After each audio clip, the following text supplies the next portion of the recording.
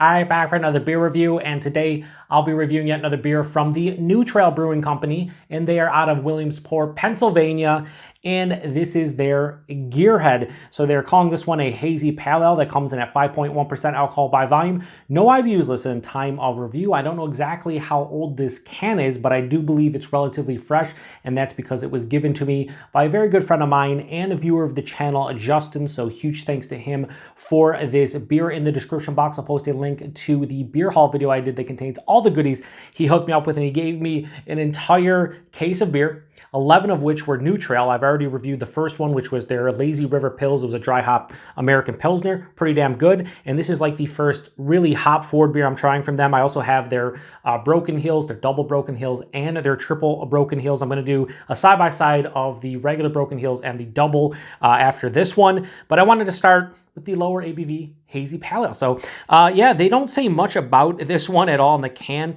So yeah, not much to really say about it other than I believe as far as like hops they're using, they say a bunch of American varieties, but they also specifically mention Simcoe and Amarillo. So we're going to go with that. Now, as far as the freshness goes, they don't seem to date their cans, which is unfortunate. But Justin did say this was relatively fresh because he picked up the variety pack that he gave me some of the beers from. And it was pretty fresh, so, or at least he thought it was. So I'm gonna believe this is pretty fresh, and we'll go from there. So anyway, ooh, a lot of fizz out of this one, baby. A little Dusty Road coming out for no reason. So I did pour it a little bit aggressively, but you know, it has a little bit of a crazy head going on. Hazy pale ale, sure. So we'll throw this over here. So 5.1 hazy pale ale with Simcoe and Amarillo at the very least. I'm here for it. So yeah, that's hazy. Has that hazy, like orange juice kind of look to it, very murky and turbid. Has more of a vibrancy in person. On camera, I'm sure it's a bit duller, but yeah, it has about a 3 finger of an off-white soap sudsy looking head. This does seem to be relatively carbonated. As you can see, that head's really not going anywhere. I don't know if you're gonna hear that, but even the can's kind of fizzing away a little bit, so we'll see. Like I said, I think this beer's pretty fresh, but you know, whatever. And I kept it cold the entire time since I got it from Justin. So yeah, beautiful looking beer. Let's get a nose. That's really nice. For something that's 5.1%, has a nice hop punch to it. I'm getting orange, tangerine, maybe a little bit of like a ruby red, sweet or grapefruit, peach and mango, stone fruits. Oh, hang on. Get a little bit of a berry. Yeah, like a sweet red berry, nondescript. Field berry. Shout out to Jesse over at Bumpy Road Brews. He loves when I say field berry. So yeah, it has a really nice aromatic nose. Wow, I was not really expecting that. I mean, you know, a lot of times you get around 5% pale ales of any sort. I'm always blown away about the aromas because sometimes they can be very intense and just in your face, and this is one of them. Ooh, now you got a little bit more of like a grapefruit zest rind. There's an underlying crackery, slightly biscuity kind of malt sensation. But yeah, this smells like a really fucking good 5.1% hazy pale ale. Touch of like a bubblegum yeast profile. Wow. Okay, let's get into it. Cheers, everybody. Thanks again, Justin.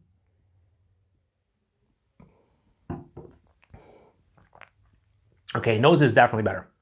100%. But the taste is pretty fucking good, honestly. Wow. I was like, oh, it seems pretty carbonated. You can hear the spritz in the can. When I poured it had a 3 finger head. Really didn't go anywhere for a little while. But this mouthfeel is really solid. Yeah, just a really solid mouthfeel. So let's go body and mouthfeel first. Body's like lower side of medium, higher side of light. So like right in between light and medium. Like right smack dab in the middle. Fine for some 5.1%. The mouthfeel, it's soft, it's smooth, it's creamy, has carbonation, but I think this is a little bit undercarb, but for the style is probably appropriate. Somebody who might pick this up might be like, yeah, I need a little bit more carbonation. But I think it works when you're saying hazy pale ale, New England style pale ale in that realm. The taste, nose was better, without question. Gotta be honest, the nose was fucking superb for something 5.1%. The taste, it's a step above generic for the taste. There is a very, you know, orange, like citrus heavy kind of front of the palate. It's orange, tangerine, a little bit of grapefruit. It's encompassing all the fruits. It has that like juicy kind of sweeter orange vibe, but then it has a little zest and rind from like a white grapefruit. But I think it does a good job with citrus. Passes through, touch of like a peach and a mango, some kind of stone fruit. Not really, I can't really pinpoint it. It's not really sticking out which exactly fruit, but just like a kind of like a stone fruit closer to the pit. This one, decently sweet up front, but not overly so. It's only 5.1%. On the back of the palate, this finishes semi to full on dry with a mild bitterness, and there's this nice floral, slightly resinous type of feeling on the palate. I'll say floral and kind of like a earthy kind of aspect. Yeah, it's super easy to drink. Listen, the nose, and I think you can kind of tell how I'm reacting here. The nose was like setting me up for something that was gonna be like, if that carries over, like this is like one of the better, 5% pale ales I've had, period. It set me up for failure is what it did. Because the taste, while pretty solid, I think the best part of this beer is the body and the mouthfeel. I like that it's not, watery. I like the mouthfeel soft, smooth, and creamy. It's just the tastes are kind of generic, a little step up as far as like the generic flavor profile of a hazy pale ale goes. I'd peg this around a 3.75 if it wasn't for the body and mouthfeel. This is 3.75 because of the mouthfeel. I'm going to bump it up a bit.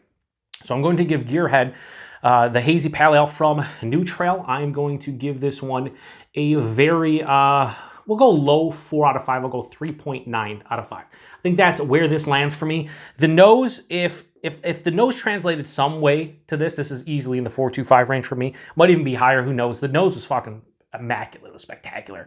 But the taste, not as much. Still solid, still a good crusher. And this brings me to price and availability. I think this is where this one, if you were to bring everything into consideration, price point, availability, everything, this would even be a little bit higher because I checked the Wegmans grocery store, their website, and I checked out the Williamsport, Pennsylvania location because I didn't know the price point.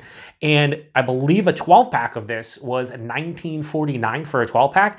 And then the mixed pack, the mixed variety pack that Justin ended up giving me basically half the pack, that was $21.99 for a 12-pack. So you're talking less than $2 a can. You get this, you get their Broken Hills, their double Broken Hills, and then the West Coast IPA.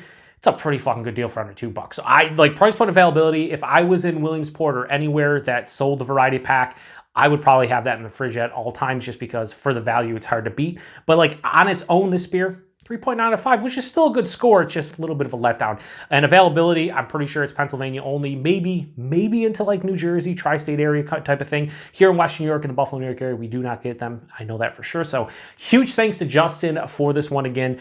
He hooked it up with New Trail. Never had any New Trail stuff before. Gave me 11 different beers. This is the second of the bunch. And now I'm going to do like their flagship beer, their Broken Hills, and they have a double Broken Hills. I'm going to do side by side, see which one I prefer, see if the double Broken Hills is like an actual double IPA version of the regular, how much better or maybe worse it is. So once again, huge thanks to Justin. If you guys had this one, post in the comment section, let me know what you thought about it. 5.1%, you really can't taste any alcohol, and I'm all about that. So anyway, to the next one.